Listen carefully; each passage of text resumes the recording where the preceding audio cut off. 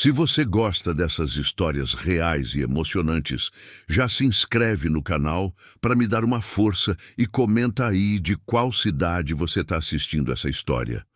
Até hoje, quando fecho os olhos, ainda ouço o som daquele carro indo embora.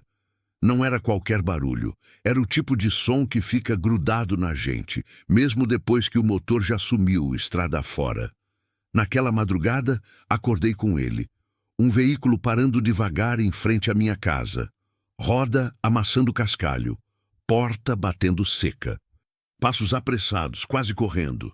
E então o ronco forte do motor acelerando de novo, fugindo. Ninguém chamou meu nome. Ninguém bateu na porta. Ninguém pediu licença. Fiquei parada na cama, de olhos abertos no escuro, ouvindo meu próprio coração bater descompassado. Pensei em levantar, pensei em acender a luz, pensei em gritar, quem tá aí? Mas não fiz nada. O medo me segurou, e o cansaço também.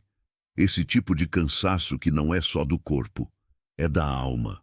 É de quem já perdeu demais e aprendeu que às vezes é melhor não saber, não ver, não sentir.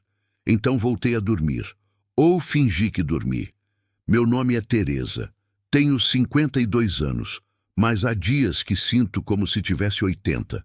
Sou viúva há 3 anos. Moro sozinha numa casinha simples de alvenaria, à beira de uma estrada de terra que corta o meio do nada. De um lado fica o povoado de São Miguel, do outro, a fazenda dos Cardoso. Aqui, no meio, só eu. A casa não é feia, não é bonita também. É o que sobrou, 2 peças, uma cozinha grudada, um banheiro que vive entupindo, varanda estreita na frente, quintal de chão batido atrás, onde tem 3 galinhas que insistem em não botar ovo. Aqui quase ninguém passa. Quando passa, levanta poeira, buzina de longe e segue viagem. Ninguém para, ninguém olha, ninguém se importa. E eu, no fundo, sempre preferi assim. Minha vida virou rotina depois que meu marido, Antônio, morreu. Acordo antes do sol. Café preto. Pão dormido, quando tem. Varro o terreiro. Molho as plantas, sento na cadeira da varanda. Olho a estrada vazia. Espero o tempo passar. Não espero nada, na verdade. Só espero que a noite chegue de novo, para eu poder me deitar e fingir que descansou. Aprendi uma coisa depois que ele se foi. A dor não mata a gente, ela só ensina a viver com menos barulho, menos conversa, menos esperança. A dor ensina que silêncio dói menos que palavra, que solidão é mais segura que companhia, que é melhor não acreditar em nada do que acreditar e perder de novo. Porque eu já perdi Antônio num acidente de moto numa noite de chuva. Nem fechou o olho direito no caixão. Perdi o filho que a gente quase teve, mas que Deus levou antes de nascer. Perdi a família dele, que sumiu depois do enterro. Perdi a vontade de rir. Perdi o gosto da comida. Perdi até o jeito de dormir bem. O que sobrou foi isso aqui. Eu, a casa, a estrada, o silêncio. Naquela noite, porém, algo estava fora do lugar. Dormi mal. Sonhei com o Antônio sorrindo debaixo da mangueira do quintal, dizendo que ia voltar logo. Ele estava de camisa azul, a mesma que usava no domingo. Estava descalço. Sorria daquele jeito torto que só ele sabia fazer. Fica calma, Teresa. Eu já volto. Acordei suada, coração batendo rápido, lençol grudado no corpo. A casa estava escura demais, silenciosa demais. Pesada demais. Olhei para o lado da cama onde ele dormia, vazio, sempre vazio. Levantei para beber água. A torneira pingava. A luz da lua entrava pela janela da cozinha e iluminava o chão rachado. Voltei para o quarto. Me sentei na beirada da cama. Foi aí que ouvi. Um carro desacelerando devagar na estrada. Motor baixo, quase escondido. Como quem não quer ser visto. Como quem está fazendo algo errado. Meu corpo inteiro ficou tenso. Ouvi a porta do carro se abrir, passos rápidos no cascalho.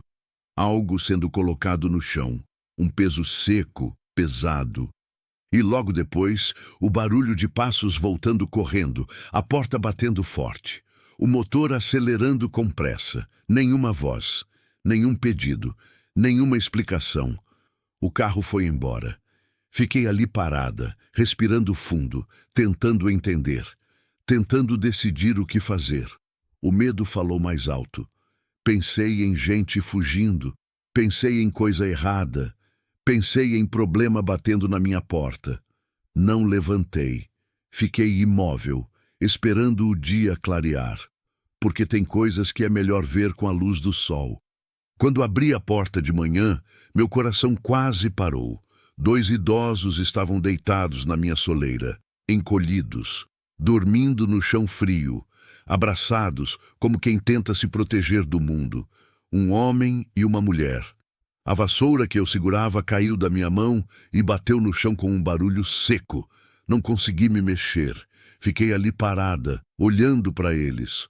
2 corpos pequenos, frágeis, largados como nada, como coisa que não vale mais nada, como peso que alguém quis se livrar. Naquele instante eu entendi tudo. Alguém os tinha deixado ali durante a noite. Meu primeiro pensamento foi: estão mortos. O ar saiu dos meus pulmões. Senti as pernas fraquejarem. Mas então vi o peito do homem subir, devagar, fraco, mas subir. Eles estavam vivos. As roupas estavam velhas, rasgadas nas beiradas, sujas de poeira e de estrada. Os pés descalços, rachados, cheios de calos antigos. Os cabelos completamente brancos, bagunçados pelo vento da noite. A mulher segurava a mão do homem mesmo dormindo, os dedos entrelaçados, como quem não solta nem no sono. Nunca vou esquecer aquela cena, porque naquele momento, olhando para eles ali, largados no chão da minha casa, eu não vi 2 estranhos. Eu vi o Antônio, eu vi minha mãe, eu vi todo mundo que já foi descartado, esquecido, jogado fora. Eu me vi. Entrei em casa em silêncio. Coloquei mais água no fogo. Esquentei o pouco de pão que tinha guardado na lata. Fiz café forte, do jeito que sempre fiz para o Antônio. Arrumei 2 cadeiras na varanda. Não sabia o que ia falar, não sabia o que ia acontecer, mas sabia que não ia deixar eles ali largados no chão. Esperei. Esperei o sol subir. Esperei o frio ir embora. Esperei que acordassem com um pouco de dignidade, porque acordar largado no chão já era humilhação demais. Sentei na cadeira de balanço e fiquei olhando. O homem se mexeu primeiro. Resmungou algo baixinho. Abriu os olhos devagar. Olhou para o céu. Olhou para o lado. Olhou para a mulher ao lado dele. E então me viu. Se assustou. Tentou se levantar rápido demais e quase caiu. A mulher acordou em sobressalto, com os olhos arregalados, o rosto marcado pelo chão. Os 2 me olharam como quem espera uma sentença, como quem espera ser expulso, como quem já sabe que não é bem-vindo em lugar nenhum. Desculpa, moça, disse a mulher com a voz tremendo. A gente já vai embora. Foi ali que entendi. Eles achavam que iam ser enxotados. Igual cachorro velho deixado na estrada, igual coisa que não serve mais. Respirei fundo. Calma, eu disse, e minha voz saiu mais firme do que eu esperava. Vocês não vão embora, não. Eles ficaram parados, sem entender. O café já está pronto. Vem sentar aqui. A mulher começou a chorar. Não era choro alto, não era choro de desespero. Era aquele choro contido, que sai sem som, só lágrima escorrendo pelo rosto enrugado. O homem baixou a cabeça. Os ombros começaram a tremer. E eu, que há 3 anos não chorava mais, senti algo apertar no peito. Porque naquele momento, olhando para eles chorando na minha porta, eu finalmente entendi uma coisa. A gente não precisa de muito para continuar vivendo. A gente só precisa de alguém que não desista da gente. Fim do capítulo 1. Continue 0136, capítulo 2. Os nomes que eu não sabia. Eles demoraram para se mexer. Ficaram ali parados, os 2 de pé na minha varanda, olhando para mim como se eu fosse sumir a qualquer momento. Como se tudo aquilo fosse mentira. como se o chão fosse abrir e engolir eles de novo. Pode sentar, eu repeti, apontando para as cadeiras que tinha arrumado. A mulher olhou para o marido olhou para ela. Nenhum dos dois se moveu. Foi quando percebi. Eles tinham medo, não de mim, mas de acreditar. Eu não mordo não, disse tentando suavizar. E o café esfria rápido. Devagar, muito devagar, eles se aproximaram. O homem segurou no encosto da cadeira como quem testa se é real. A mulher se sentou na ponta, as costas retas, as mãos no colo. Nenhum dos dois encostou as costas. Nenhum dos dois relaxou. Entrei na cozinha, trouxe a garrafa térmica velha que o Antônio tinha ganhado de um patrão, 2 canecas de alumínio amassadas e o prato com o pão. Coloquei tudo na mesinha de plástico entre as cadeiras. Servi o café. Eles olharam, não tocaram. Pode tomar, eu disse. Não tem veneno, não. A mulher deu um risinho nervoso, mas os olhos dela encheram de lágrima de novo. Pegou a caneca com as 2 mãos, tremendo, e levou até a boca. Tomou um gole pequeno. Fechou os olhos. Tá quente, ela sussurrou. E aquilo soou como agradecimento. O homem também bebeu. Devagar, sem fazer barulho. Quando pegou o pedaço de pão, mastigou tão devagar que dava para ver que cada mordida doía. Não de ruim, de bom demais, de tempo demais sem comer direito.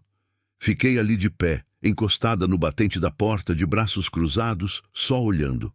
Não sabia o que perguntar. Não sabia o que falar. Então esperei. Aprendi que silêncio às vezes fala mais que palavra. Foi o homem quem quebrou primeiro. Meu nome é Geraldo, ele disse, a voz rouca, gasta. Ela é Dalva, minha esposa. Dalva acenou com a cabeça, mas não olhou para mim. Continuava olhando para o café, como se ele pudesse desaparecer. Teresa, eu disse, moro aqui sozinha. Geraldo assentiu. Dalva limpou o canto do olho com as costas da mão. A gente não queria incomodar, ele começou, mas a voz falhou. Não está incomodando. A senhora nem conhece a gente. Também não conheço metade das pessoas que passam por essa estrada. E nenhuma delas parou para tomar café comigo. Dalva soltou um suspiro fundo. A gente não pediu para ficar aqui, moça. A gente foi... Ela parou. Engoliu seco.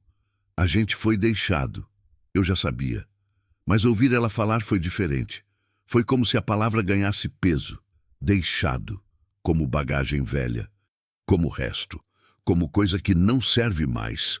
Quem deixou vocês? Perguntei, e minha voz saiu mais dura que eu queria. Geraldo baixou a cabeça. Dalva fechou os olhos. E então ela contou. Moravam com o filho mais novo, o Edinaldo. Casado, 3 filhos. Casa própria, emprego fixo. Carro na garagem. No começo, quando foram morar lá, era tudo bom.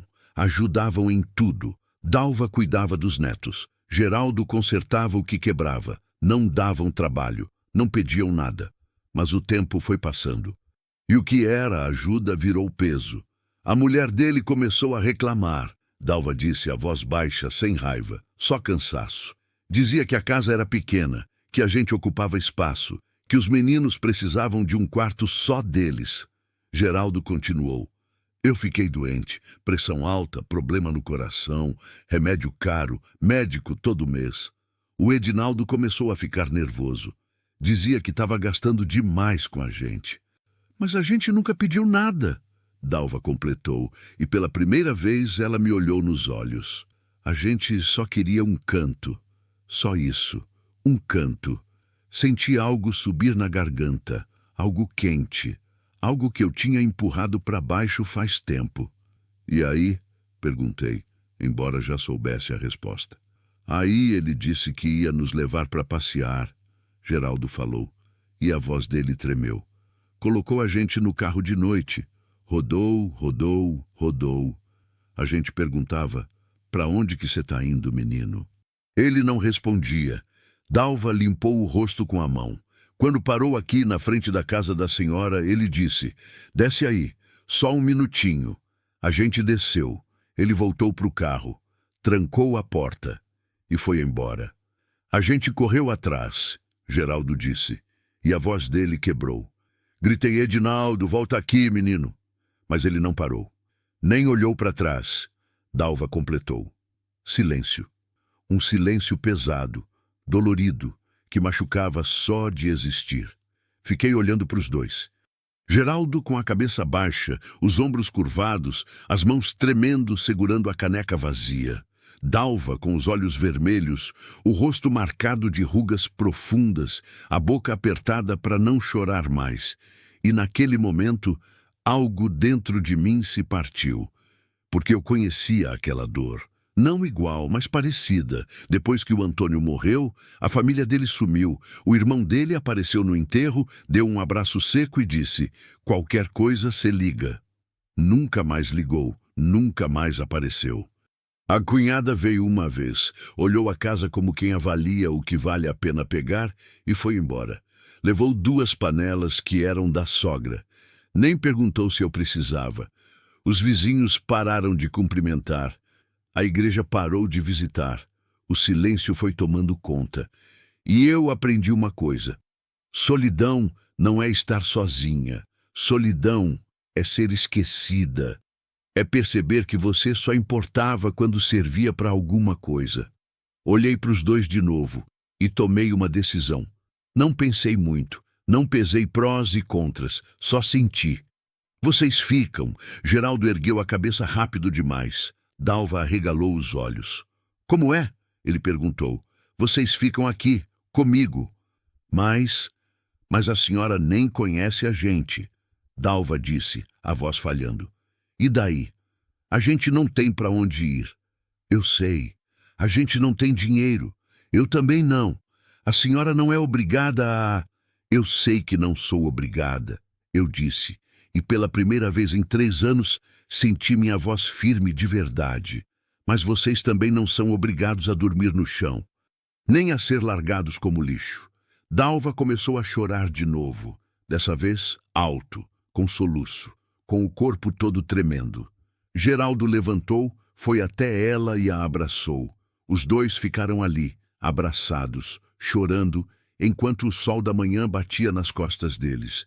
E eu, que há 3 anos não derramava uma lágrima, senti a primeira escorrer. Fiquei com eles.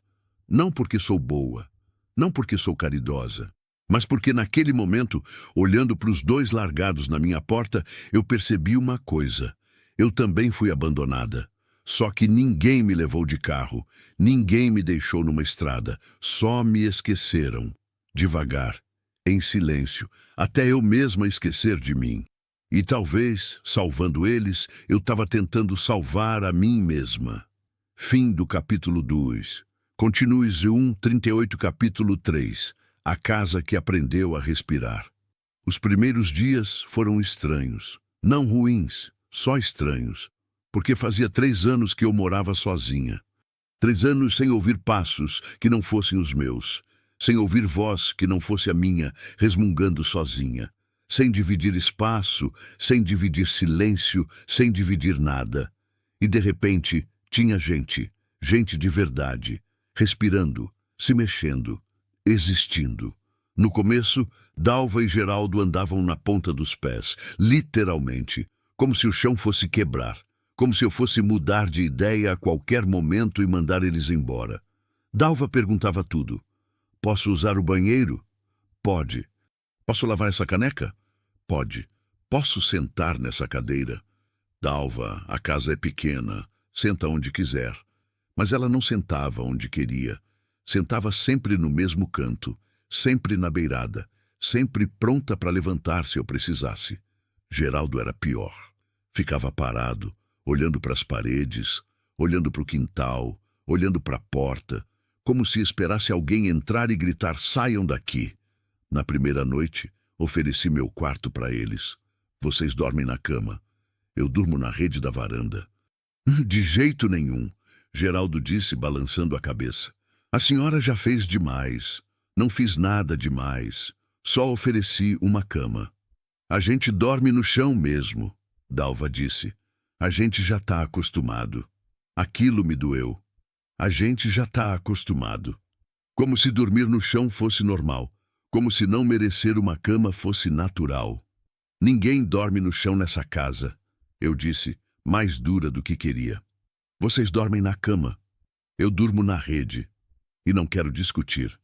Dalva abriu a boca para protestar, mas eu já tinha virado as costas. Naquela noite, deitada na rede da varanda, olhando para o céu cheio de estrelas, ouvi um barulho vindo do quarto. Choro abafado, baixinho, contido, Dalva chorando no travesseiro. Fiquei ali, ouvindo, sem saber o que fazer. Sem saber se entrava, se consolava, se fingia que não ouvi. No fim, não fiz nada. Só deixei ela chorar, porque às vezes a gente precisa chorar sem plateia.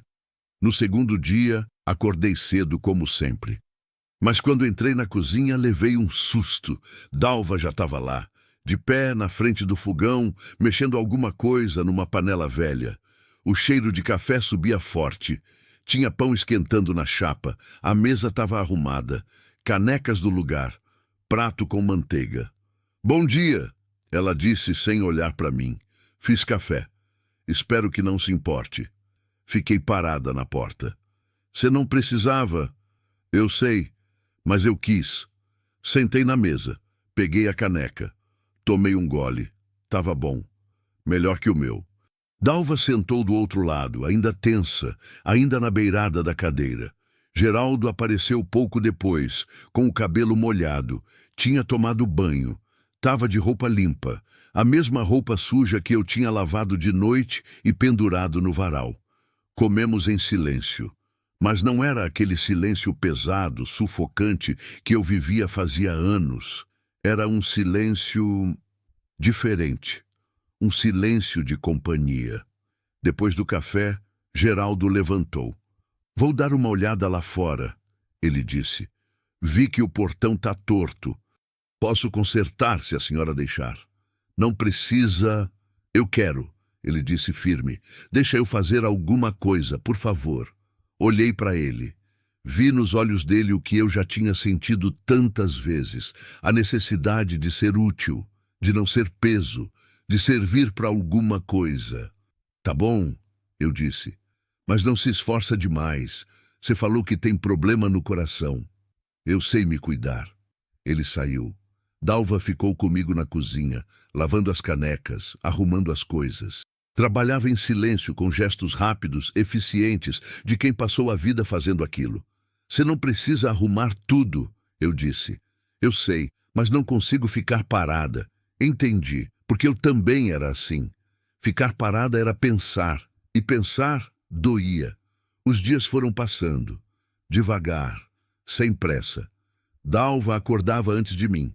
Fazia café, arrumava a casa, varria o terreiro, lavava roupa. Cuidava das galinhas que finalmente começaram a botar ovo. Geraldo consertou o portão. Depois consertou a cerca. Depois o telhado que pingava. Depois a janela que não fechava direito. A cada dia, ele encontrava algo novo para arrumar. E a casa, que antes era só um lugar onde eu dormia, começou a virar um lar. Mas ainda tinha atenção. Ainda tinha o medo. Eu via nos olhos deles, no jeito que andavam, no jeito que falavam, no jeito que me olhavam, esperando que eu dissesse, chega, podem ir embora. Até que uma noite, depois da janta, eu finalmente falei. Vocês vão ficar quanto tempo com medo de mim? Dalva e Geraldo se entreolharam. A gente não tem medo da senhora, Geraldo disse, mas a voz dele não convenceu nem ele. Tem sim, eu vejo. Silêncio. A gente só... Dalva começou, mas parou. Respirou fundo. A gente só não quer abusar da sua bondade. Que bondade? A senhora deixou a gente ficar. Deu casa, deu comida, dividiu tudo. E daí? E daí que a gente não quer ser peso? Demorei para responder, porque aquela frase me acertou no peito. A gente não quer ser peso. Quantas vezes eu tinha pensado a mesma coisa depois que o Antônio morreu? Quantas vezes eu evitei pedir ajuda porque não queria ser peso para ninguém? Quantas vezes eu engoli choro, engoli fome, engoli solidão só para não incomodar? Vocês não são peso. eu disse, olhando nos olhos dos dois. Vocês são companhia. Dalva começou a chorar, de novo, mas dessa vez foi diferente. Foi choro de alívio. A gente pode ficar, então? Ela perguntou, a voz tremendo. Podem. Quanto tempo? O tempo que vocês quiserem. A senhora tem certeza? Tenho. Geraldo limpou a garganta. Baixou a cabeça. Apertou a mão de Dalva. E naquele momento, algo mudou. A tensão que pesava no ar desde que eles chegaram finalmente começou a se dissolver. Não sumiu de uma vez, mas começou. Na semana seguinte, Dalva plantou uma horta no quintal. Usou sementes que achou guardadas numa lata velha na cozinha. Sementes que eu nem lembrava que tinha. Tomate, alface, coentro, cebolinha. Geraldo fez uma cerca pequena ao redor para proteger das galinhas. Eu só olhava os dois trabalhando juntos, conversando baixo, sorrindo de vez em quando. E percebi uma coisa. Fazia 3 anos que eu não via ninguém sorrir dentro da minha casa. Fazia 3 anos que eu não sorria, mas naquele dia, vendo Dalva de joelhos na terra e Geraldo martelando a cerca torta, eu sorri, pequeno, quase imperceptível, mas sorri. Foi também naquela semana que Geraldo desmaiou pela primeira vez. Estava consertando o telhado da cozinha quando de repente vacilou. Escorregou, caiu, ouviu barulho, saí correndo. Ele estava no chão, de olhos fechados, o rosto pálido. Geraldo! Dalva gritou, correndo atrás de mim. Ajoelhei do lado dele, encostei a mão no peito. O coração estava batendo, rápido demais. Acorda, Geraldo, eu disse, sacudindo o ombro dele. Acorda! Ele abriu os olhos devagar, confuso, perdido. O que aconteceu? Você desmaiou. Não, eu só... Você desmaiou, repeti, firme.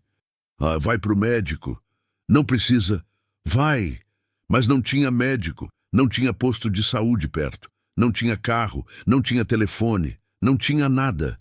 O povoado mais próximo ficava a 7 quilômetros e a estrada estava péssima. Naquela noite, Geraldo não melhorou. Ficou deitado, respirando com dificuldade, a pressão alta, o corpo fraco. Dalva não saiu do lado dele. Eu também não. Fiquei ali sentada no chão do quarto, olhando para os dois. E pela primeira vez em 3 anos, eu rezei. Não porque eu acreditava, mas porque eu não tinha mais nada. Fim do capítulo 3. Continue 0139. Capítulo 4. A tempestade. Que quase levou tudo na manhã seguinte, Geraldo acordou um pouco melhor. Não muito, mas o suficiente para respirar sem fazer tanto esforço. O suficiente para abrir os olhos e reconhecer a gente. Dalva passou a noite inteira acordada. Sentada na beirada da cama, segurando a mão dele, sussurrando coisas que eu não conseguia ouvir. Quando o sol nasceu, ela estava com os olhos vermelhos, o rosto cansado, mas ainda ali, firme. Ele precisa de remédio, eu disse. Eu sei, ela respondeu, sem tirar os olhos dele. Eu vou buscar. Como? A senhora nem tem? Eu dou um jeito. Não esperei ela terminar a frase. Peguei o pouco de dinheiro que tinha guardado numa lata velha no armário. Não era muito, mal dava para comprar comida para o mês. Mas o que adiantava comida se Geraldo morresse? Calcei a sandália, joguei um chale velho nos ombros e saí. A estrada estava seca, poeira subindo a cada passo. O sol já esquentava forte, mesmo sendo cedo, 7 quilômetros até o povoado, 14 ida e volta. Não tinha ônibus, não tinha carona, só eu e a estrada. Comecei a andar, não sei quanto tempo levei, 2 horas, talvez 3. As pernas começaram a doer antes da metade do caminho. A garganta secou, o sol batia direto na cabeça. Pensei em desistir, pensei em voltar, pensei, por que eu estou fazendo isso por gente que eu conheci faz 1 semana? Mas não parei, porque no fundo eu sabia a resposta. Eu estava fazendo por eles, mas também estava fazendo por mim. Quando cheguei no povoado, fui direto na farmácia. A dona Cleide, me olhou com aquela cara de pena misturada com curiosidade. Teresa! Que você está fazendo aqui a pé, menina? Preciso de remédio para pressão alta. Para quem? Para um amigo. Ela ergueu a sobrancelha, mas não insistiu. Anotou o nome do remédio, pegou a caixa, falou o preço. Meu coração apertou. Era mais do que eu tinha. Não tem um mais barato? Perguntei, tentando esconder o desespero na voz. Esse já é o mais barato, Teresa. Olhei para o dinheiro na minha mão, contei de novo, ainda faltava. Eu posso pagar metade agora e o resto depois? Dona Cleide suspirou. Me olhou com aqueles olhos cansados de quem já viu gente demais pedindo fiado. Teresa, você sabe que eu não costumo fazer isso. Eu sei, mas é urgente, é vida ou morte. Sempre é. Silêncio. Ela ficou me olhando. Eu fiquei olhando para ela. O relógio na parede fazia tic-tac alto demais. Então ela suspirou de novo. Tá bom, leva e me paga quando puder. Quase chorei ali mesmo. Obrigada, Dona Cleide. Obrigada mesmo. Vai logo antes que eu mude de ideia. Peguei a caixa e saí. A volta foi pior que a ida. As pernas já não aguentavam direito. A cabeça estava pesada. A boca seca, feito lixa. Mas eu continuei andando, passo após passo, quilômetro após quilômetro, até que quando faltava pouco mais de 2 quilômetros para chegar em casa, o céu escureceu. De repente, do nada, nuvens pesadas, pretas, carregadas, vento forte começou a soprar, poeira levantando, folhas voando, tempestade. Olhei para o céu e senti o medo apertar, porque tempestade aqui não era chuva fraca de cidade, era água caindo forte, estrada virando lama, córrego enchendo, ponte sumindo. Comecei a correr, ou tentar. As pernas pesadas mal respondiam, mas tentei. A primeira gota caiu, depois a segunda, depois virou parede, água caindo com força, ensurdecedora, violenta. Em segundos eu estava encharcada, o chale grudado no corpo, a sandália escorregando na lama. Continuei, porque eu tinha que chegar, porque Geraldo precisava daquele remédio, porque eu não ia desistir. Quando cheguei em casa, estava quase rastejando. Dalva estava na porta, olhando para a tempestade com desespero no rosto. Quando me viu, correu. Teresa, meu Deus, eu achei que... Tá aqui, eu disse, enfiando a mão molhada no bolso e tirando a caixa de remédio. Dá isso para ele. Ela pegou a caixa com as 2 mãos como se fosse ouro.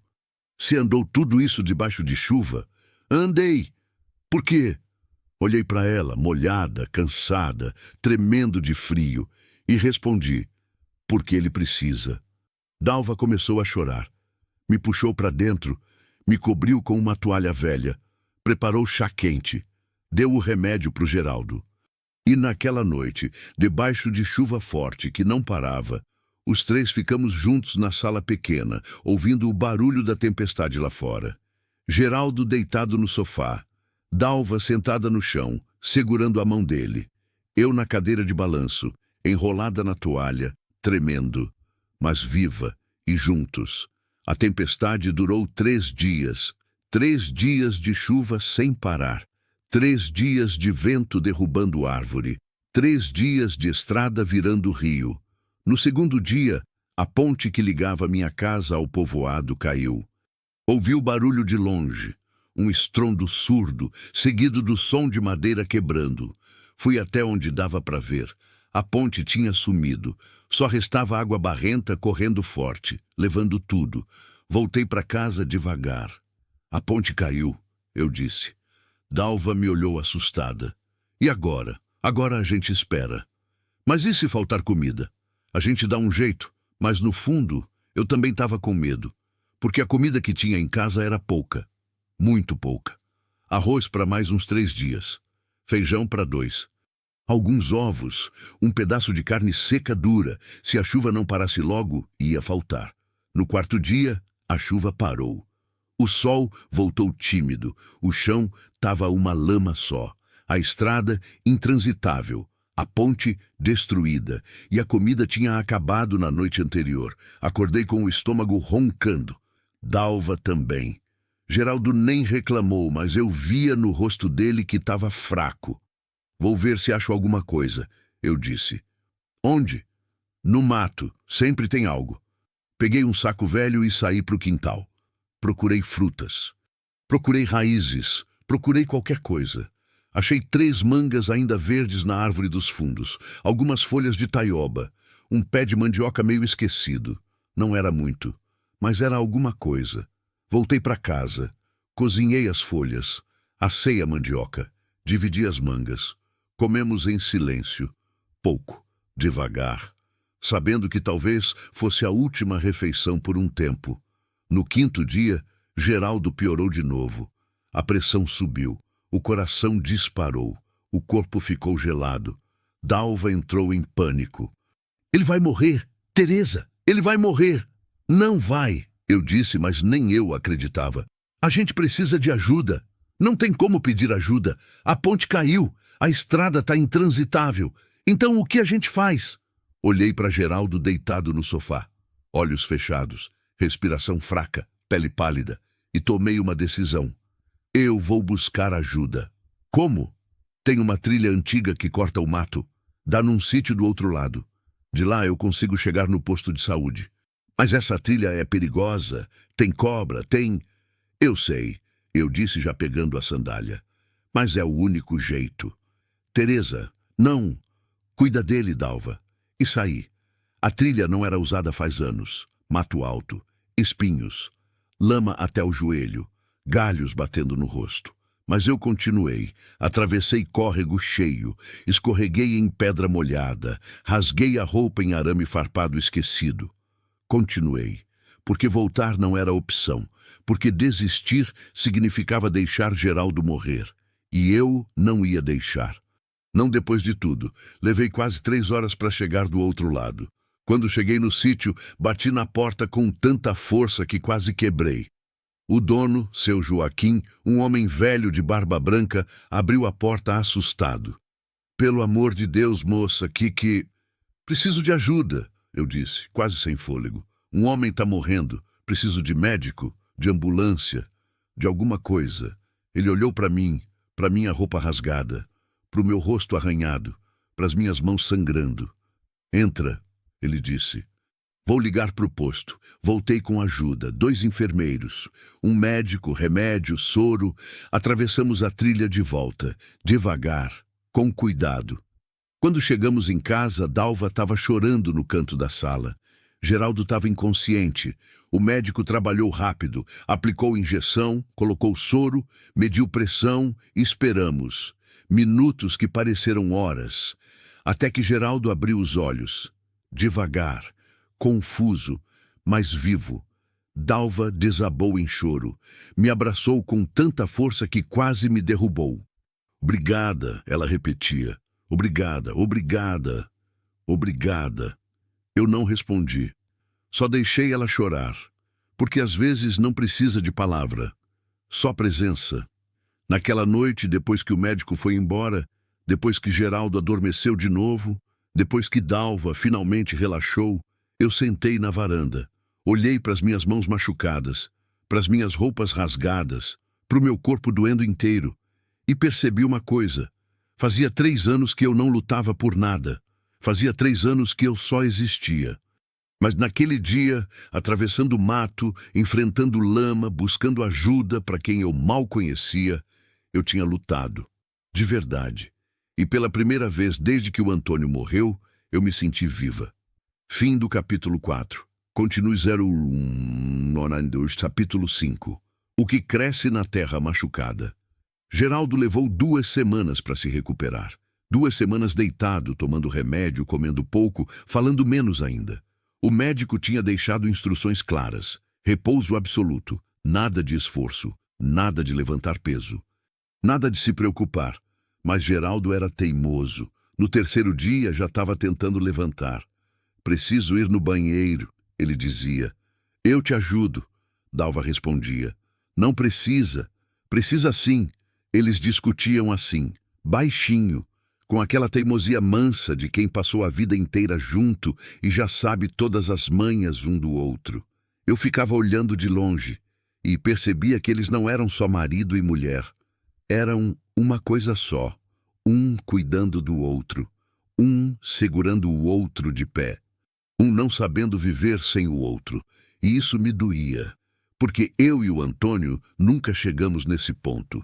A gente se amava, claro que amava, mas não deu tempo de virar essa coisa só, de virar essa união profunda que sobrevive a tudo. Ele morreu cedo demais. E eu fiquei para trás, sozinha, sem aprender a viver desse jeito, conectada. Foi nessas 2 semanas que a casa mudou de verdade. Enquanto Geraldo se recuperava, Dalva não parava. Limpava, arrumava, cozinhava, bordava. Descobri que ela sabia bordar quando vi uma toalha velha que eu tinha jogado num canto, transformada em algo bonito. Flores pequenas nas beiradas, ponto cruz delicado, cores suaves. Onde você aprendeu isso? Perguntei. Com minha mãe, ela disse, sem tirar os olhos do tecido. Ela dizia que mulher que sabe bordar nunca fica sem o que fazer. É bonito. É útil, ela corrigiu.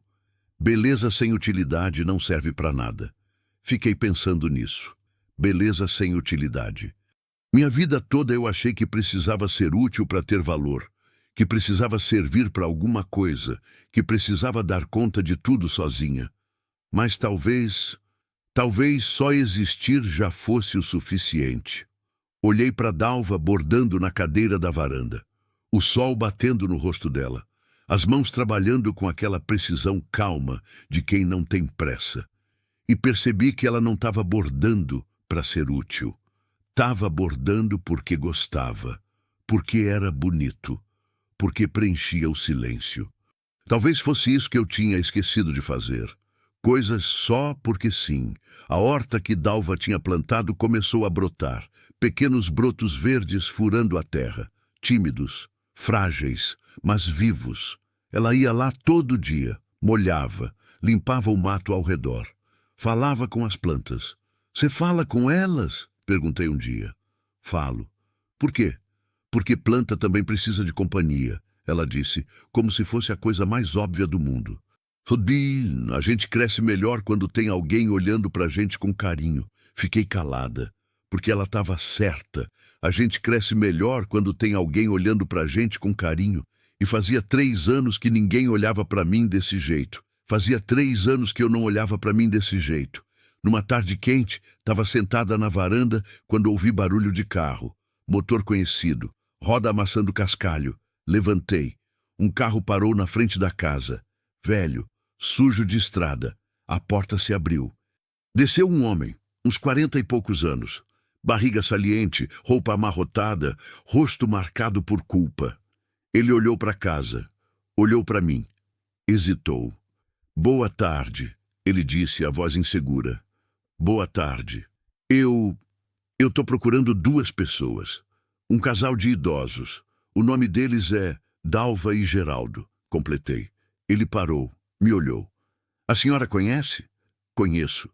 Eles estão aqui? Cruzei os braços. Quem quer saber? Eu sou o filho deles, Edinaldo.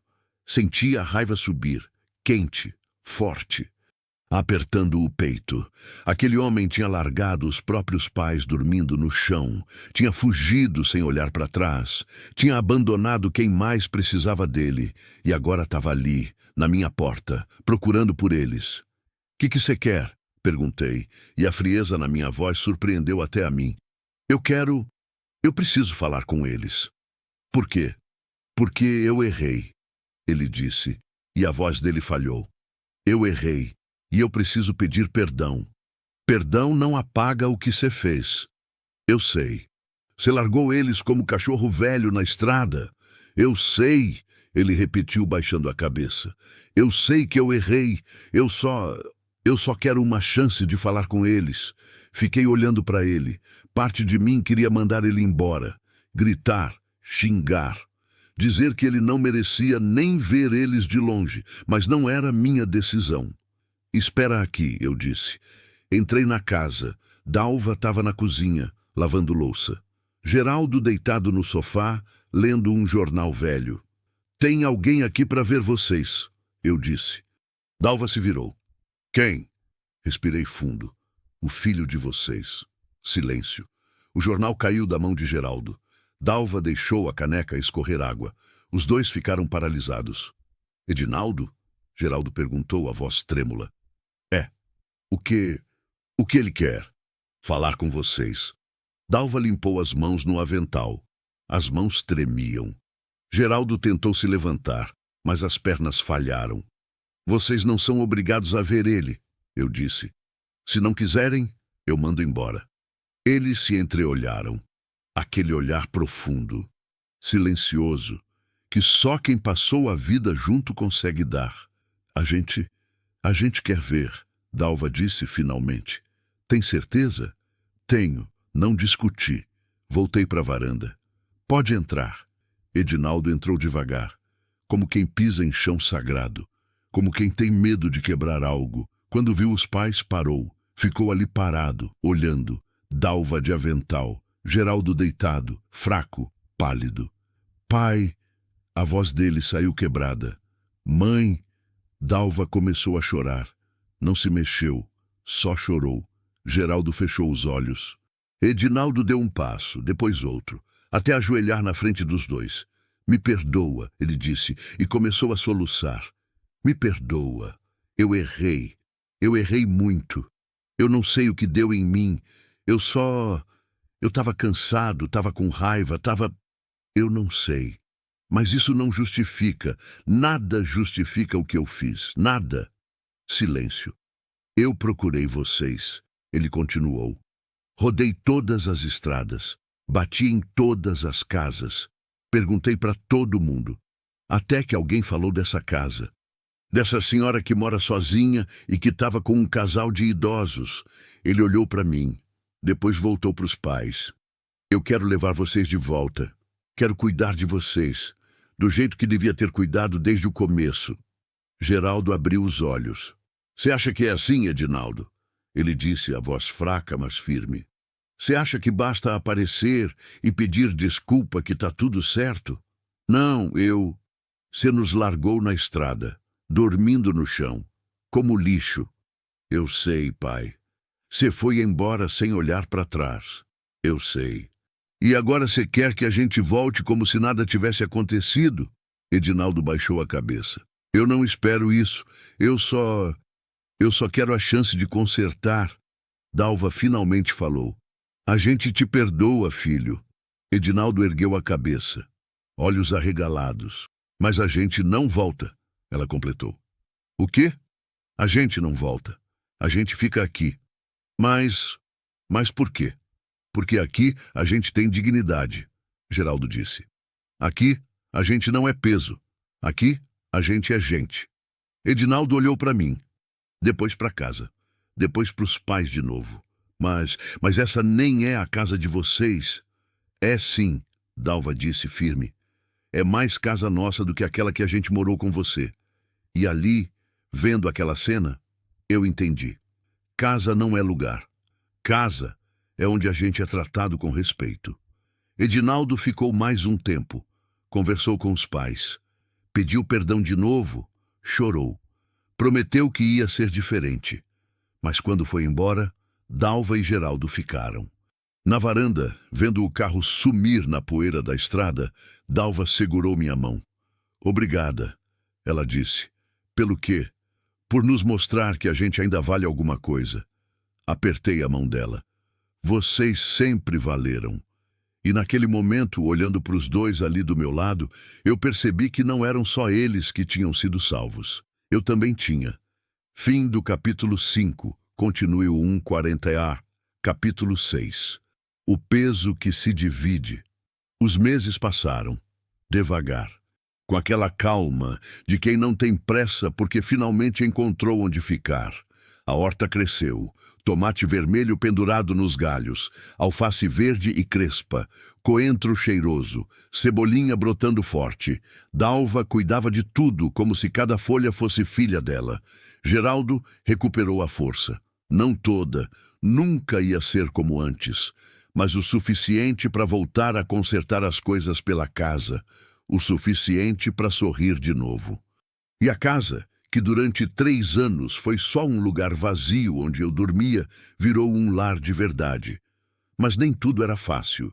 Tinha dias ruins. Dias em que Geraldo acordava cansado demais para sair da cama. Dias em que Dalva chorava escondido, pensando nos filhos que sumiram, nos netos que não viam mais. Dias em que eu voltava a sentir o peso. Aquele peso de quem perdeu demais e sabe que pode perder de novo. Numa manhã de sábado, acordei com um cheiro de bolo. Não era qualquer bolo. Era bolo de fubá.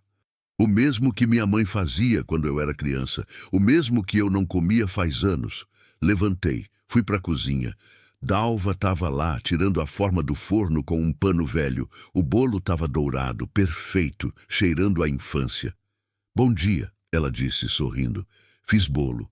Achei fubá guardado lá no armário e pensei, por que não? Sentei na mesa. Ela cortou um pedaço, colocou no prato, serviu café. Dei a primeira mordida e voltei no tempo. Voltei para a cozinha da minha mãe. Pro cheiro de lenha queimando no fogão. Pro som dela cantarolando enquanto mexia a massa. Pro gosto de simplicidade e amor. Comecei a chorar, sem querer, sem avisar. Só começou a sair. Dalva parou de cortar o bolo. Me olhou assustada. Teresa, o que foi? Tá ruim? Balancei a cabeça. Tá perfeito. Consegui dizer entre soluços. Tá perfeito demais. Ela entendeu. Não precisei explicar. Veio até mim, me abraçou, e pela primeira vez em 3 anos, eu chorei nos braços de alguém. Chorei o Antônio. Chorei o filho que perdi antes de nascer. Chorei a solidão. Chorei os anos vazios. Chorei tudo que eu tinha engolido, guardado, empurrado para baixo.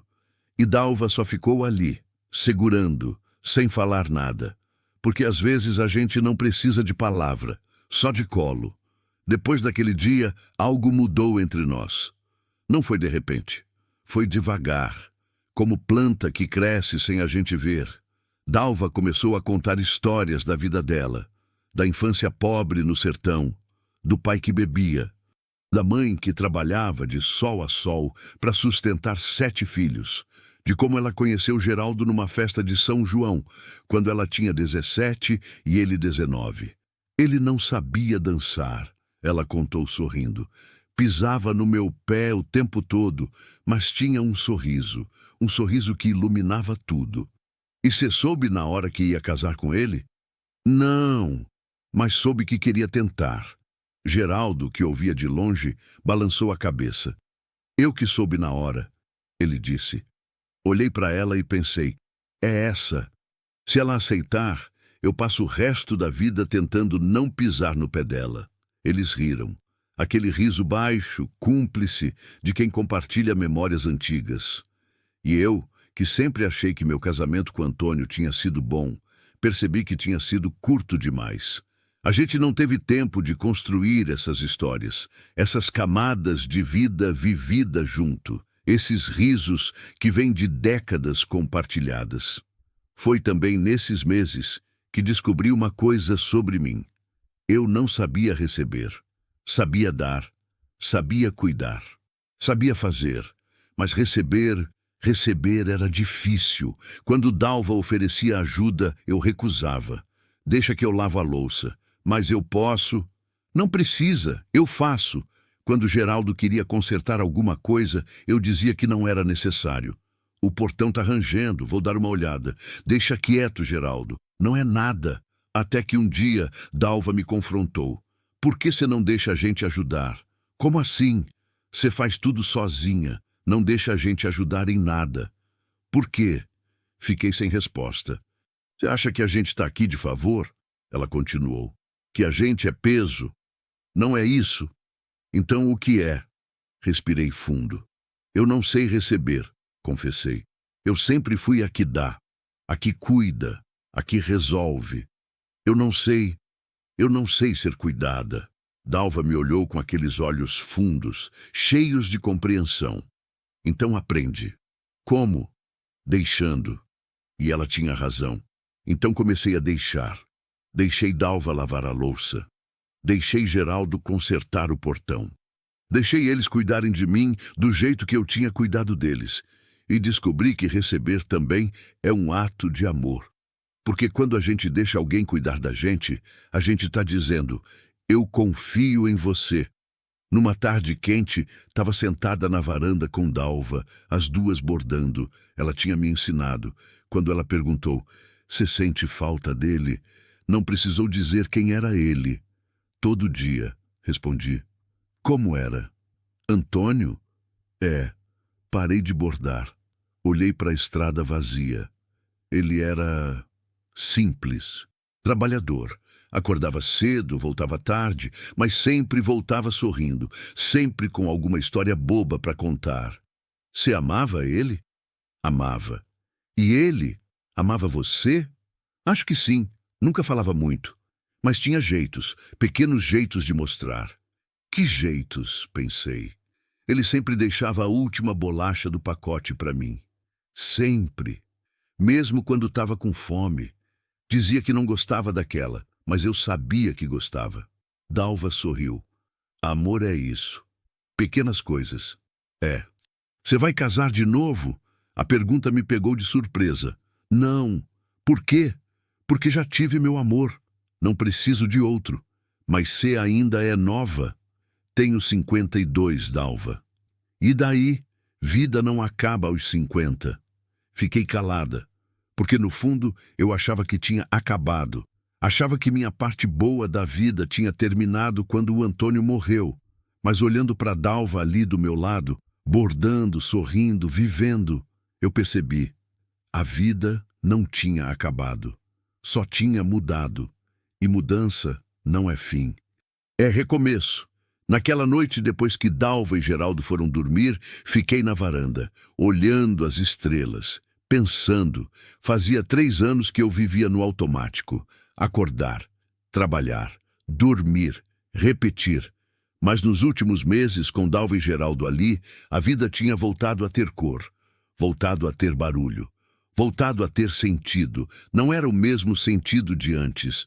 Não era o Antônio, não era a vida que eu tinha planejado. Mas era uma vida, e era minha. Levantei, fui até o quarto. Abri a gaveta onde guardava as coisas do Antônio, a camisa que ele usava aos domingos, o relógio velho que não funcionava mais, a foto do nosso casamento. Peguei a foto, olhei para ele, sorrindo, jovem, vivo. Eu tô tentando, sussurrei para a foto. Eu tô tentando viver sem você e tá doendo menos. Não sei se isso é bom ou ruim, mas tá doendo menos. Coloquei a foto de volta, fechei a gaveta e pela primeira vez não senti culpa. Não senti que estava traindo ele ao seguir em frente. Porque eu finalmente entendi uma coisa que Dalva tinha me ensinado sem dizer. Seguir em frente não é esquecer, é carregar com mais leveza. No mês seguinte, Edinaldo apareceu de novo. Dessa vez não estava sozinho. Trouxe a esposa, os filhos, uma sacola cheia de comida, presentes, mas veio diferente, veio humilde, veio pedindo. Eu não vim para levar vocês embora, ele disse para os pais. Eu sei que vocês escolheram ficar aqui, e eu respeito. Eu só queria poder visitar, de vez em quando. Se vocês deixarem... Dalva e Geraldo se entreolharam. Pode, Geraldo disse, mas não vem com promessa vazia, Dalva completou. Se vai vir, vem de verdade. Se não vai, não vem. Eu venho, Edinaldo prometeu. E ele veio, não toda semana, não todo mês, mas veio. E aos poucos, com tempo, com paciência, a ferida começou a cicatrizar. Não sumiu. Cicatriz nunca some, mas parou de doer tanto. Fim do capítulo 6. Continue 1:55. Capítulo 7. O silêncio que conforta 1 ano se passou. 1 ano inteiro desde aquela manhã em que encontrei Dalva e Geraldo dormindo na minha soleira. Parecia mais. Parecia uma vida inteira. Porque em 1 ano tudo tinha mudado. A casa não era mais só minha, era nossa. A mesa que antes servia para uma pessoa, agora servia para 3. O silêncio que antes doía agora confortava. Porque não era mais silêncio vazio, era silêncio de companhia. Silêncio de quem tá junto mesmo sem falar nada. A horta tinha crescido tanto que a gente começou a vender o excesso na feira do povoado. Não era muito dinheiro, mas era alguma coisa. E, principalmente, era dignidade. Dalva ia comigo todo sábado. Arrumava os tomates em fileira. Organizava os maços de coentro. Conversava com as clientes. Sorria. E eu, que durante 3 anos mal saía de casa, voltei a ver gente. Voltei a fazer parte do mundo. Numa manhã de domingo, acordei com barulho na cozinha. Não era Dalva fazendo café. Era outra coisa. Vozes, mais de uma. Levantei. Fui ver. Dalva estava na cozinha com 3 mulheres do povoado. Dona Cleide da farmácia, Dona Rosa da venda e Lindaura, a parteira. Todas sentadas na minha mesa, tomando café, conversando. Teresa! Dalva disse quando me viu. Olha quem veio visitar. Fiquei parada na porta. Não sabia o que fazer. Fazia tanto tempo que ninguém visitava que eu tinha esquecido como receber visita. Bom dia, Teresa. Dona Cleide disse sorrindo. Desculpa a invasão. A Dalva disse que podia. Pode, eu disse, ainda meio perdida. Claro que pode. Sentei, Dona Rosa me serviu café. A gente veio combinar uma coisa, ela disse. A gente está montando um grupo de mulheres para fazer artesanato, bordado, crochê, essas coisas, para vender e dividir o lucro. E a gente queria saber se você e a Dalva querem participar. Lindaura completou. Olhei para Dalva. Ela estava sorrindo. Aquele sorriso tímido de quem quer, mas tem medo de pedir. Eu aceito se a Teresa aceitar, ela disse. Todas me olharam, esperando. E pela primeira vez em muito tempo, eu não pensei, não quero incomodar, ou não vou dar conta. Eu só pensei, por que não? A gente aceita, eu disse. Dalva abriu o sorriso.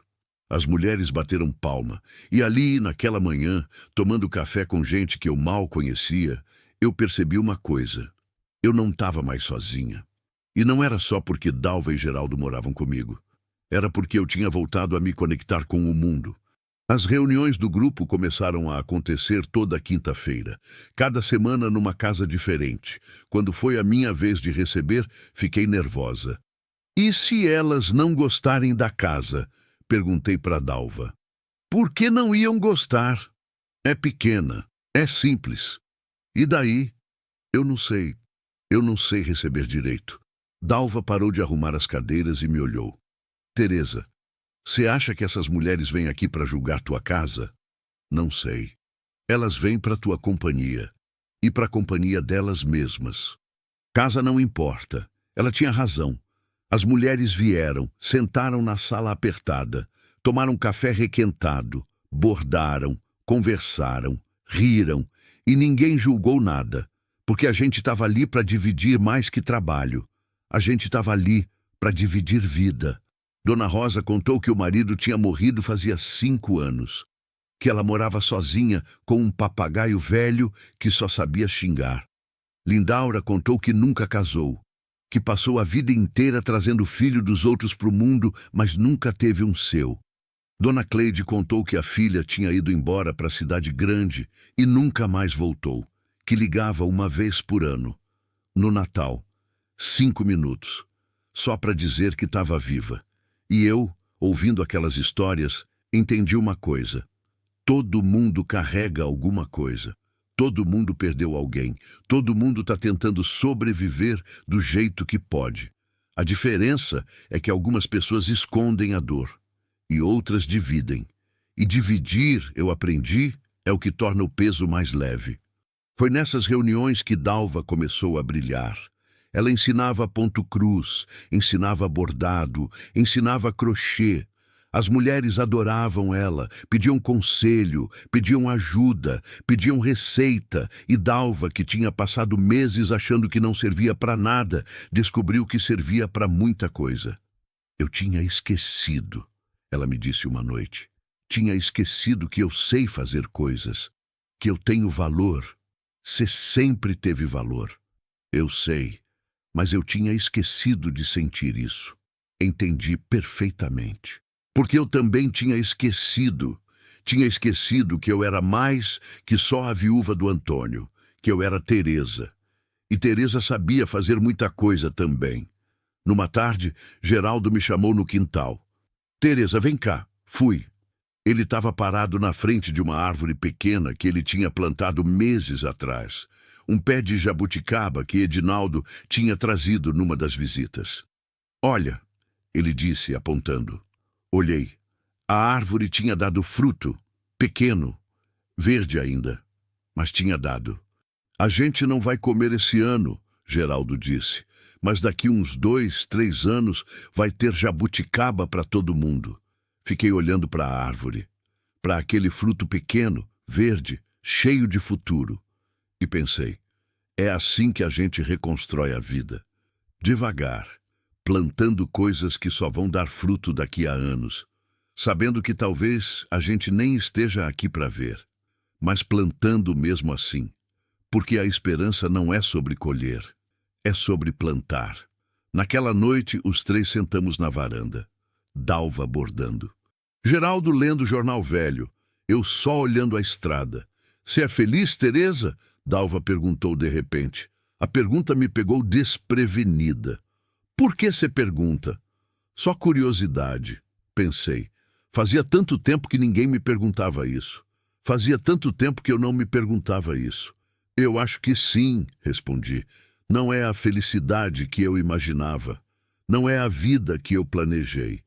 Mas, sim, eu sou feliz. Dalva sorriu. Eu também. Geraldo baixou o jornal. Eu também, ele disse. E ficamos ali, os 3, em silêncio. Mas não era silêncio vazio. Era silêncio cheio, cheio de presença, cheio de história, cheio de vida compartilhada. E eu finalmente entendi uma coisa que tinha levado 3 anos para aprender. Felicidade não é ausência de dor. É saber viver apesar dela. É encontrar luz nos cantos escuros. É plantar jabuticaba mesmo sem saber se vai colher. É dividir café com quem chegou do nada. É transformar solidão em companhia. É deixar a casa respirar de novo. Alguns dias depois, Edinaldo apareceu. Dessa vez trouxe notícia. Eu consegui um emprego melhor, ele disse. Vou mudar para a cidade. Casa maior. Melhor. Dalva e Geraldo ficaram quietos. E eu queria perguntar se vocês querem ir junto.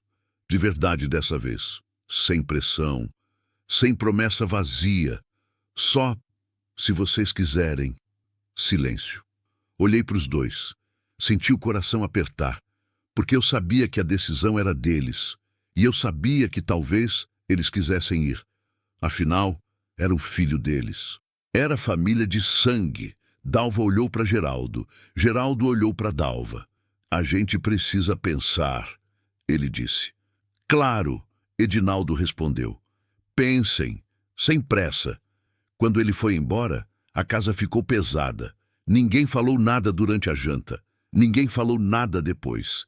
Cada um foi para o seu canto, e eu fiquei sozinha na varanda, olhando as estrelas, pensando que talvez, no fim, a gente sempre perca. Talvez a felicidade seja só emprestada, e sempre volta para quem é de direito. 2 dias depois, Dalva me chamou. A gente decidiu. Meu coração disparou.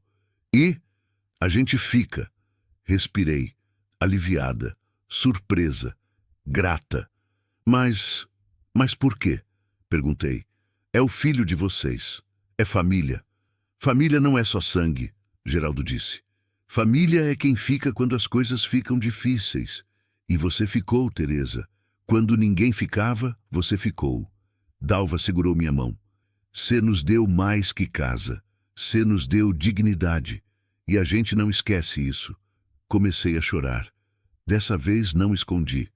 Deixei as lágrimas caírem, porque pela primeira vez em 3 anos, elas não eram só de dor. Eram de gratidão. Obrigada. Eu consegui dizer. A gente que agradece. E ali, naquele abraço apertado, eu finalmente entendi o que tinha acontecido naquele ano. Eu achava que tinha salvado eles, mas a verdade é que eles tinham me salvado. Me salvado da solidão. me salvado do esquecimento, me salvado de mim mesma. Fim do capítulo 7. Continue 0156, capítulo 8. A casa que aprendeu a amar. Hoje acordei antes do sol, como sempre, mas diferente de 3 anos atrás, não acordei sozinha. Ouvi Dalva na cozinha, mexendo panela, preparando o café. Ouvi Geraldo tossindo no quarto, reclamando do frio da manhã. Ouvi as galinhas ciscando no quintal, as mesmas que agora botam ovo todo dia. Ouvi vida. Levantei, coloquei o chale velho nos ombros. Fui para a varanda. O sol ainda não tinha nascido, mas o céu já clareava. Aquele tom de azul escuro que vira lilás, que vira rosa, que vira dia. Sentei na cadeira de balanço. A mesma cadeira onde eu passava horas olhando para a estrada vazia, esperando nada. Mas hoje não esperava nada. Hoje só observava. Observava a vida acontecendo ao meu redor. E percebi que isso era o suficiente. Dalva trouxe café, sem eu pedir, sem eu precisar. Só trouxe. Bom dia, ela disse, entregando a caneca fumegante. Bom dia. Ela sentou do meu lado. As duas ficamos ali, em silêncio, tomando café, vendo o sol nascer. Você lembra do dia que a gente chegou aqui? Ela perguntou depois de um tempo. Lembro. Você lembra como a gente estava? Lembro. A gente não tinha nada, nem dignidade, nem esperança, nem vontade de viver. Olhei para ela. O rosto ainda marcado por rugas profundas, os cabelos brancos presos num coque simples, as mãos calejadas segurando a caneca com cuidado. Mas os olhos eram diferentes. Não tinham mais aquele olhar de quem já desistiu, tinham brilho. E hoje? Perguntei. Como você está hoje? Ela sorriu. Hoje eu estou inteira. Inteira. Que palavra bonita. Que palavra forte. Porque a gente passa tanto tempo quebrada, rachada, dividida entre o que fomos e o que somos, que esquece como é se sentir inteira. Eu também, eu disse. E era verdade. Pela primeira vez em 3 anos, eu me sentia inteira. Geraldo apareceu pouco depois, já vestido, já pronto para o dia. Bom dia, mulheres, ele disse sorrindo. Bom dia, respondemos juntas. Ele sentou na cadeira velha que tinha consertado meses atrás. Tomou o café que Dalva serviu. Ficou ali com a gente só olhando o dia começar. E pensei em como aquilo tinha se tornado normal. Como aquilo tinha se tornado rotina. Como aquilo tinha se tornado vida. Hoje é quinta, Dalva disse de repente. Dia da reunião do grupo. Vai ser aqui de novo? Perguntei. Não, hoje é na casa da Lindaura. Mas ela pediu pra gente levar pão. Eu ia fazer aquele de fubá que vocês gostam. Eu ajudo, eu disse. Eu também, Geraldo completou. Vou buscar lenha. E foi assim.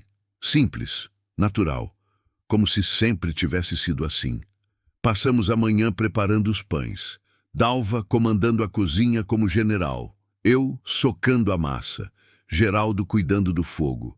Trabalhávamos em sincronia, sem precisar combinar, sem precisar falar muito, só sabendo, do jeito que só quem vive junto há tempo sabe. Você acha que a Lindaura vai gostar? Dalva perguntou, tirando o primeiro pão do forno. Vai, eu disse. Todo mundo gosta dos seus pães. É porque eu faço com carinho. É, concordei. E carinho faz diferença. Ela sorriu. Foi você que me ensinou isso. Eu? Foi. Quando a gente chegou aqui, você não precisava cuidar da gente, mas cuidou, com carinho, sem obrigação. E isso fez toda a diferença. Parei de socar a massa. Olhei para ela. Eu não fiz nada demais. Fez sim. Ela insistiu. Você nos mostrou que a gente ainda importava, que a gente ainda merecia. E isso salvou a gente, Teresa. Senti o nó na garganta. Vocês também me salvaram. A gente se salvou, Geraldo disse, entrando na cozinha com mais lenha. Um salvou o outro. E ele tinha razão, porque salvação não é coisa de uma pessoa só. É troca, é reciprocidade. É estender a mão e deixar alguém segurar de volta. À tarde, fomos para a casa de Lindaura. As mulheres já estavam lá. Dona Cleide, Dona Rosa, mais 3 que tinham entrado para o grupo, todas sentadas na sala pequena, conversando, rindo, vivendo. Quando chegamos com os pães, bateram palma. Olha só, Dona Rosa disse, os pães famosos da Dalva.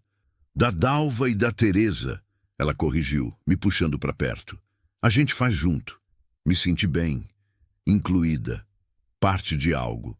Sentamos, comemos, bordamos, conversamos.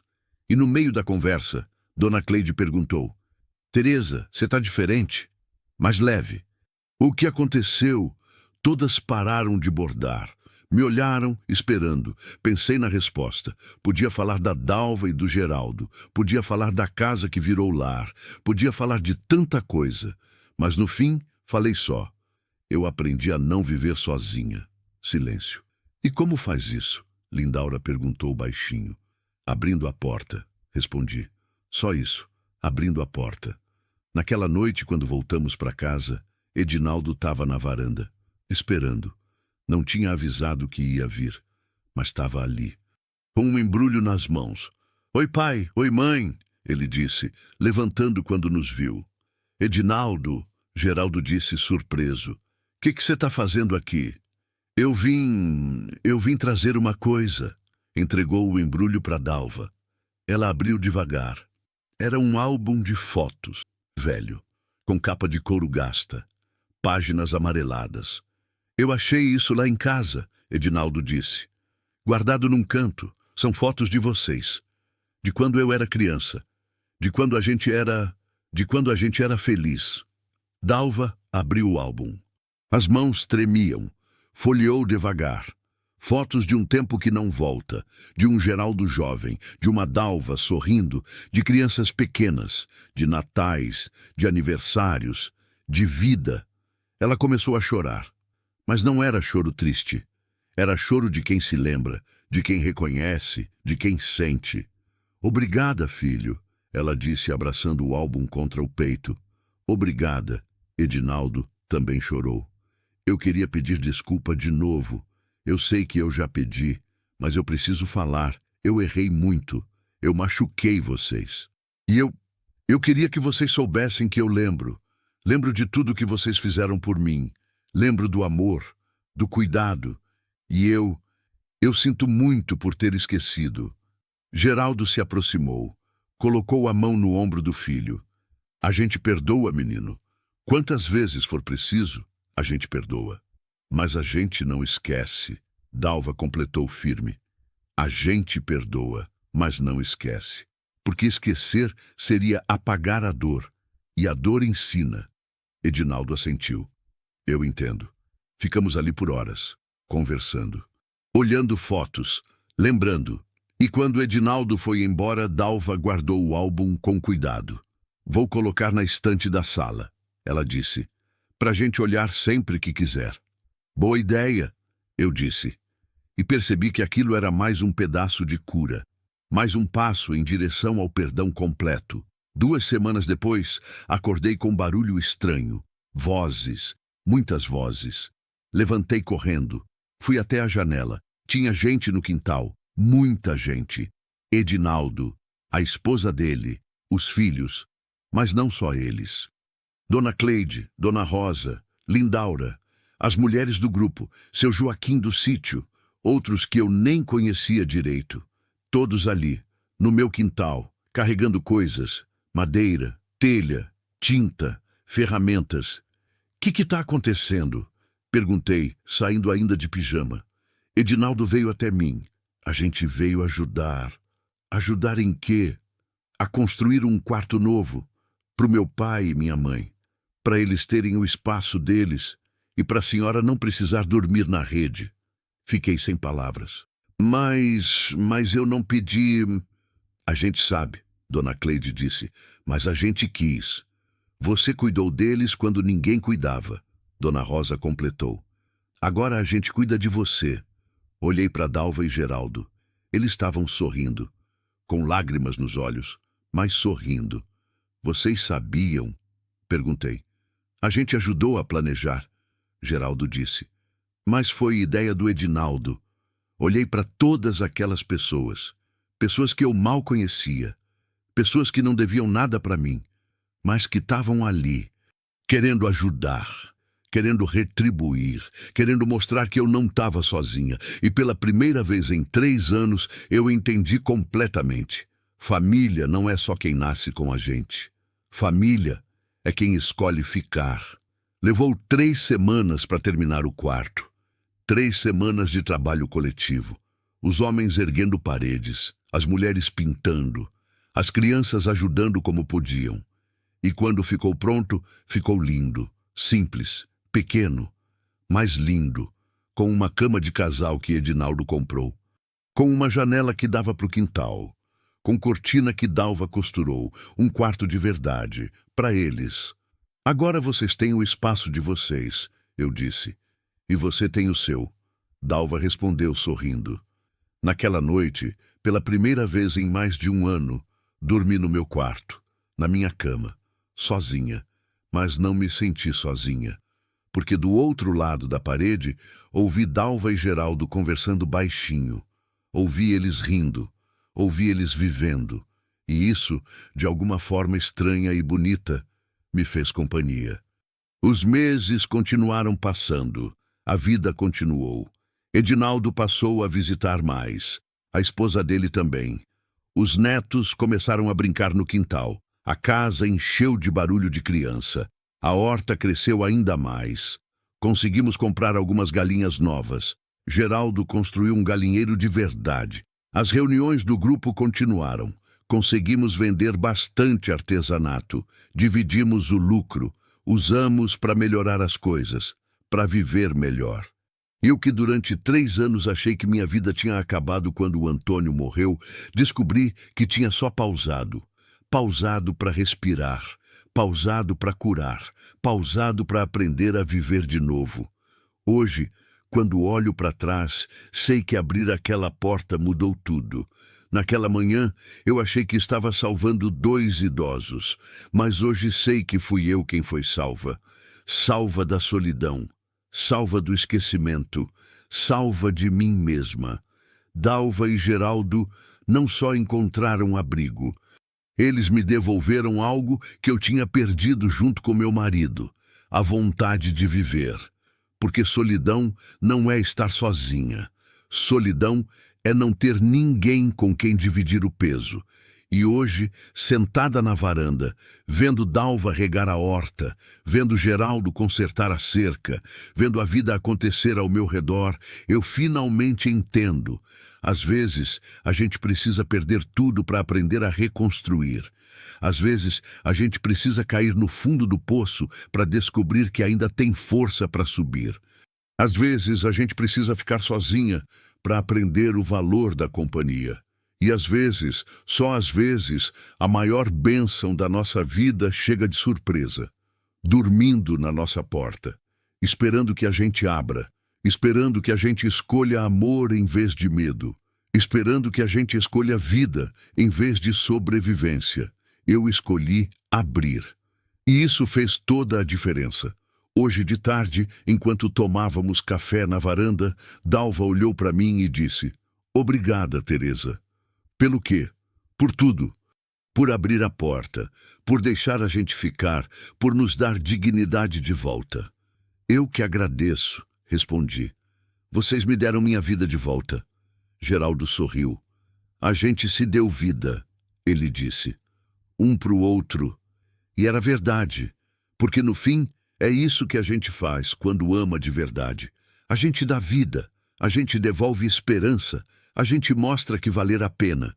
Ficamos ali, os 3, vendo o sol se pôr, Dalva bordando, Geraldo lendo, eu só observando. E percebi que aquele era o momento mais bonito da minha vida. Não era perfeito, não era o que eu tinha planejado, mas era real, era meu, era nosso.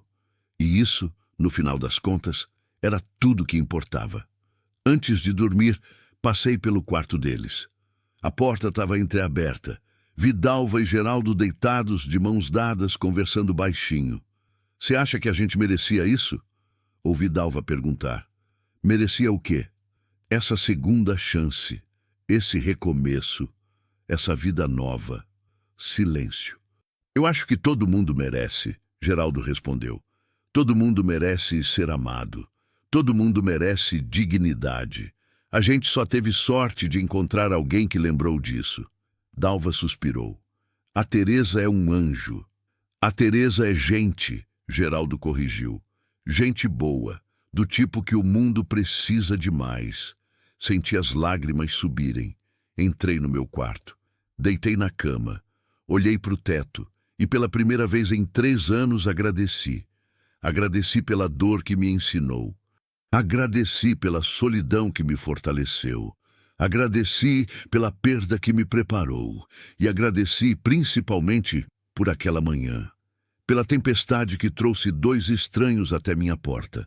Por ter tido coragem de abrir. Por ter escolhido amor quando era mais fácil escolher medo. Porque no fim foi isso que salvou todos nós. Não foi caridade, não foi pena, foi amor, simples, puro, verdadeiro. O tipo de amor que transforma estranhos em família. O tipo de amor que transforma casa em lar. O tipo de amor que transforma sobrevivência em vida. E hoje, 3 anos depois daquela madrugada em que ouvi um carro deixando 2 idosos na minha porta, eu sei uma coisa: eu não salvei ninguém. Nós nos salvamos, juntos. E continuamos nos salvando, todo dia. Um café de cada vez, uma conversa de cada vez, um silêncio confortável de cada vez. Porque é assim que se reconstrói uma vida. Tijolo por tijolo, dia por dia, amor por amor. E quando olho para casa agora, não vejo mais o lugar vazio onde eu só esperava morrer. Vejo um lar, cheio de vida, cheio de história, cheio de amor. E isso, no final das contas, é tudo que eu sempre quis. Não estar sozinha, não ser esquecida, não sobreviver, mas viver, de verdade, com gente que importa, em lugar que acolhe, com amor que cura. E hoje, finalmente, eu vivo.